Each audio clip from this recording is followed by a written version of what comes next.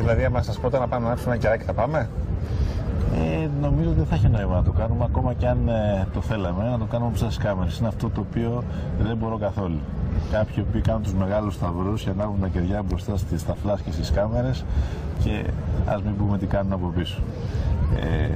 Δεν θα το κάνουμε, όχι. Εγώ δεν είμαι θρησκευόμενος και δεν θέλω να κρύβομαι. Δεν θέλω να λέω ψέματα στον κόσμο. Ακόμα και αν ήμουν όμως, δεν θα επέλεγα να το κάνω μπροστά στα φώτα της δημοσιότητας. Δηλαδή, άμα σας πω να πάμε να ρίξουμε ένα κεράκι, θα πάμε? Νομίζω ότι δεν θα έχει νόημα να το κάνουμε, ακόμα και αν το θέλαμε, να το κάνουμε μπροστά στις κάμερες. Είναι αυτό το οποίο δεν μπορώ καθόλου. Κάποιοι που κάνουν τους μεγάλους σταυρούς και ανάβουν τα κεριά μπροστά στα φλάς και στις κάμερες και ας μην πούμε τι κάνουν από πίσω. Δεν θα το κάνουμε, όχι. Εγώ δεν είμαι θρησκευόμενος και δεν θέλω να κρύβομαι. Δεν θέλω να λέω ψέματα στον κόσμο.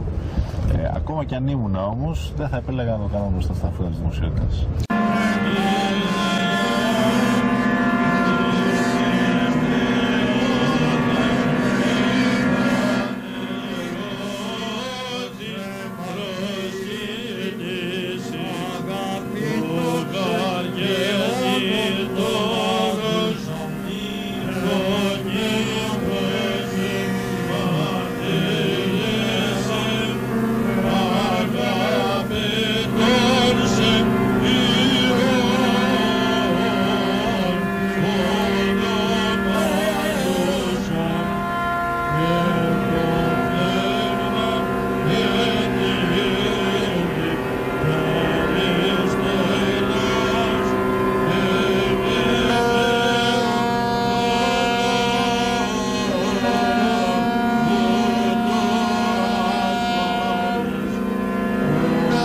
Ο δεύτερος.